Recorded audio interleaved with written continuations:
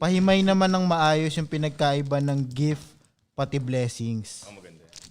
Mindfuck pa din ako hanggang ngayon sa binagsak mong gems. Anyway, sinabi ko na sa podcast na yun about yung sa gift tsaka blessing. Yung sinasabi ko na yung blessing galing kay God, yung gift galing sa demonyo.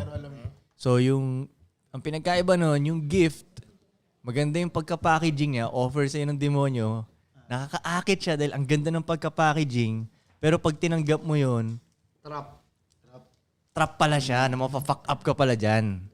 Hindi ka tulad nung sa blessing na galing kay God, Okay. hindi maganda yung pagka-packaging dahil pahihirapan ka muna ni God eh. Pero pag nalampasan mo yon, doon na papasok yung blessing.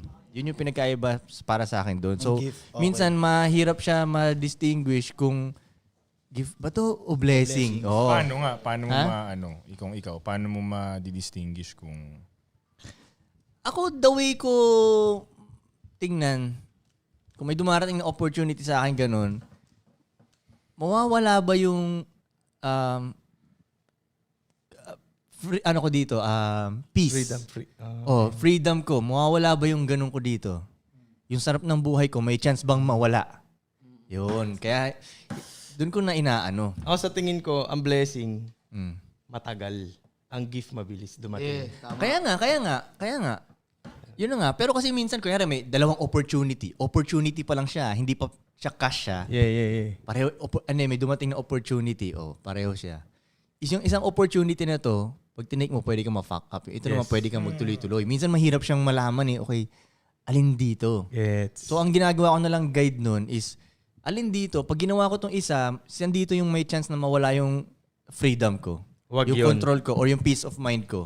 Diba? Kunyari, makakikita ako ng 15 million dito, pero pag ginawa ko naman to, hindi na ako makakatulog sa gabi na yun ng mahimbing. Diba? Pag naglalakad ako sa kalsada, magiging paranoid na ako. Yun yung gift na diba? May 15 million ka nga, hindi ka naman makatulog. Wag na. Diba? May kapalit. May kapalit na ganun. So yung gift, ang ganda ng packaging, pero tae yung loob. Yung kabila naman, tae yung labas kasi shit test eh. Parang shit test siya ni God eh. Alam mo, Tol, maganda yung comparison mo. I think kapag blessing, papahirapan ka niya sa una, tapos makukuha mo.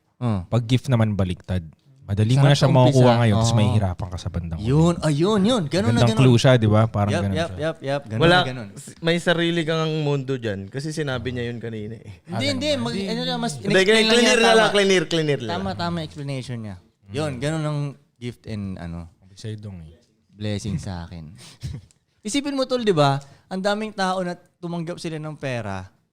Mula nun, napack up sila. Totoo yan. Diba? Kaya nga sabi ko nun sa podcast, Frank, na parang, gago, ingat ka sa dyan sa perang nakukuha mo, baka huling pera mo na yan. Yep. Diba, tol? Diba? Kaya 10 million, mako-pera ka ganun. Puta, huling 10 million mo na pala. Wag na lang. Diba?